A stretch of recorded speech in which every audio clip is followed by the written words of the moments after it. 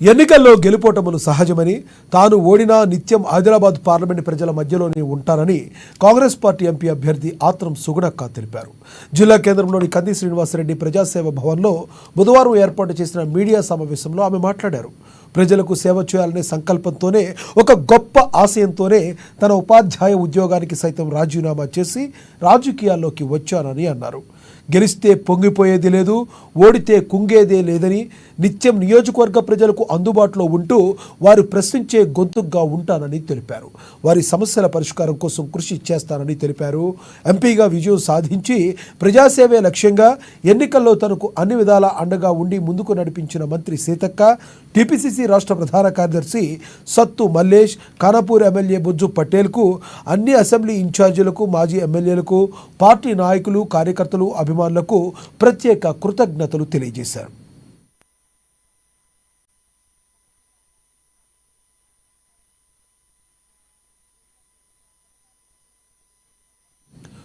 అటు వెడమబొజ్జు పటేల్ మాట్లాడుతూ, పార్లమెంట్ ఎన్నికల్లో ఓటమి చెందిన నైతిక విజయం కాంగ్రెస్దేనని ఖానాపూర్ ఎమ్మెల్యే వెడమబొజ్జు పటేల్ అన్నారు.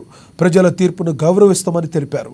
పురుషులతో సమానంగా మహిళలు కూడా రాజకీయాల్లో రాణించాలనే ఆలోచనతో కాంగ్రెస్ పార్టీ అధిష్టానం ఆదివాసీ మహిళ ఆత్రం సుగుణక్కకు టికెట్ కేటాయించిందన్నారు. అందరి సమిష్ట కృషి వల్లే గతంలో ఎన్నడూ లేని విధంగా కాంగ్రెస్ ఓట్లు సాధించిందన్నారు. ఇదే తమ గొప్ప విజయంగా భావిస్తున్నామన్నారు. బీజేపీ నాయకులు సంబరాలు చేసుకోవడం కాదని, ప్రజాసేవకు అంకితం కావాలని హితవు పలికారు. ప్రజలే న్యాయ నిర్ణేతలని, వారి తీర్పును స్వాగతించాల్సిందేనని స్పష్టం చేశారు. అసెంబ్లీ ఇన్ఛార్జి కంది శ్రీనివాసరెడ్డి మాట్లాడుతూ, బీఆర్ఎస్ బీజేపీ కుమ్మక్కు కావడం వల్లే పార్లమెంట్ ఎన్నికల్లో కాంగ్రెస్ విజయం సాధించలేకపోయిందన్నారు. బీఆర్ఎస్ దగ్గర నుండి బీజేపీకి ఓట్లు వేయించిందన్నారు. అయినా గతం కంటే ఎక్కువగానే ఓట్లు సాధించగలిగామని తెలిపారు. కాంగ్రెస్ నేతలు సమర్థవంతంగా పనిచేశారు కాబట్టే 2 లక్షల ఓట్లు అధికంగా సాధించారన్నారు. దేశవ్యాప్తంగా అత్యధిక సీట్లు సాధించి ఇండియా కూటమి పుంజుకుందన్నారు. అయోధ్యలోనే రాముడు ఆశీర్వాదం బీజేపీకి లభించలేదని, అక్కడ ఘోర పరాభవం చెందిందని పేర్కొన్నారు. ఈరోజు సరే ఏదేమైనప్పటికీ రాష్ట్రంలో కాంగ్రెస్ పార్టీ ఉంది. గెలుపు ఓటములు అనేటువంటివి సహజం. మనం ప్రతి ఒక్క దాంట్లో చూస్తాం గెలుపు ఓటములు అనేటివి. కాబట్టి అందులో నేను కూడా గెలుపు కొరకు చాలామంది నా కార్యకర్తలు, నా ప్రజలు, మీడియా మిత్రులు అందరూ కూడా గెలుపు కొరకు వాళ్ళ శ్రాయశక్తులు పనిచేసినప్పటికీ కూడా ఈరోజు పెద్ద అంటే ఇది నా గెలిపే అనుకుంటున్నాను నేను. ఎందుకంటే నేను కొత్త వ్యక్తిని కాంగ్రెస్ పార్టీలో అయినప్పటికీ కూడా నా కాంగ్రెస్ పార్టీ నాయకులు, ఇన్ఛార్జీలు, డీసీసీలు, కార్యకర్తలు అందరూ కూడా చాలా కష్టపడి పనిచేసినందుకే నేను మరి గట్టి పోటీ ఇవ్వడం అనేది కూడా జరిగింది. అయినప్పటికీ కూడా రాష్ట్రంలో మా ప్రభుత్వం ఉంది, దేశంలో కూడా మా ప్రభుత్వం ఏర్పడబోతుంది. ఈ దేశ ప్రజలకి మేము ఏదైతే అనుకుంటున్నామో కాంగ్రెస్ పార్టీ నుంచి తప్పకుండా కాంగ్రెస్ పార్టీ ఏవైతే 6 పథకాలను ఏర్పాటు చేసిందో ఆ పథకాలు ప్రజల వద్దకు వెళ్ళే విధంగా నిత్యం ఎప్పుడు ప్రజల వద్దనే ఉంటూ ప్రజల సమస్యలోనే భాగస్వామిని అవ్వడానికే నేను నా ఉద్యోగానికి కూడా రీజన్ చేసి రావడం జరిగింది. నా ఇంట్లో నా తల్లిని ఎంత ప్రేమిస్తానో నేను ఈ ప్రజలను అందరినీ కూడా అదే విధంగా ప్రేమిస్తాననేసి కూడా తెలియజేస్తున్నాను.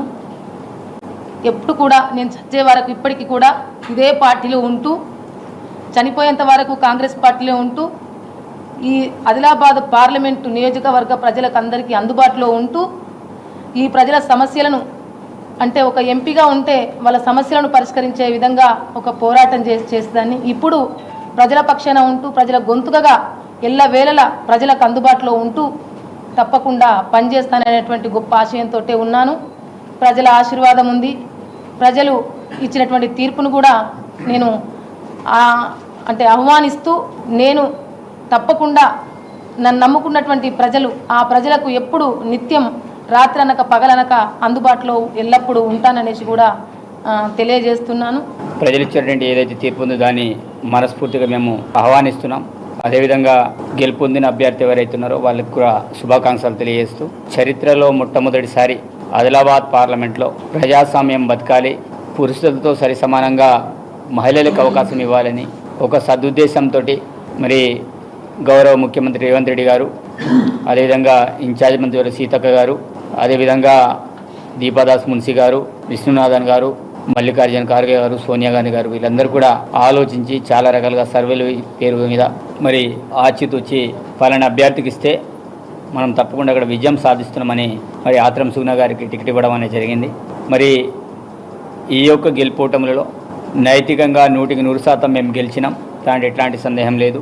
అందరికీ తెలుసు భారతీయ జనతా పార్టీ ఏ రకంగా ఓట్లని డైవర్ట్ చేసుకొని మరి ఏ రకంగా ప్రజల్ని రెచ్చగొట్టేసి ఒక మత రాజకీయాలు చేసుకుంటా, అల్లార్లు చేసుకుంటా, మరి ఒక్కొక్కరిని భయపెట్టించుకుంటా వాళ్ళందరూ కూడా ఓట్లను అడగడం అనేది జరిగింది. మీకు ప్రజలు తీర్పు ఇచ్చారు.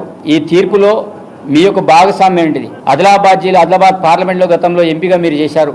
మరి గతంలో మీరు చేయకపోయినప్పుడు కూడా మరి ఇప్పుడు ఇంకొకసారి ప్రజల అవకాశం ఇచ్చారు. ఇచ్చిన అవకాశాన్ని మరి ప్రజల వైపు అభివృద్ధి ఏ రకంగా చేస్తారో దాని మీద కాన్సన్ట్రేట్ చేస్తే బాగుంటుంది. కానీ గెలిచామనే అహంకారంతో విరిబిగితే అది ప్రజలు కూడా ఏ రకంగా సమాధానం చెప్పాలో అది చెప్తారు.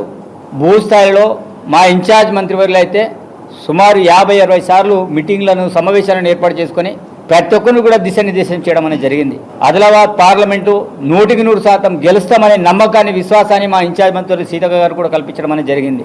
ఇంత చేసినప్పుడు కూడా సరే ప్రజలిచ్చే తీర్పుని మేము తప్పకుండా మనస్ఫూర్తిగా గౌరవిస్తున్నాం. నేతల మధ్య సఖ్యత ఉండడం వల్లనే 2.5 లక్షల అదనపు ఓట్లు పెరిగినాయి అసెంబ్లీ కంటే. ఇప్పుడు 2.5 లక్షల ఓట్లు మామూలు విషయం కాదు. ప్లస్ ఇంకొకటి, మేము ఓడిపోవడానికి ప్రధాన కారణం బీఆర్ఎస్ వాళ్ళు దగ్గరుండి వాళ్ళ ఓట్లను బీజేపీకి ఓట్లేయమని చెప్పారు. కాంగ్రెస్ పార్టీని ఓడించాలన్న ఏకైక లక్ష్యంతో మా ఆదిలాబాద్ పార్లమెంట్ పరిధి మొత్తంలో ఈ విషయం జరిగింది.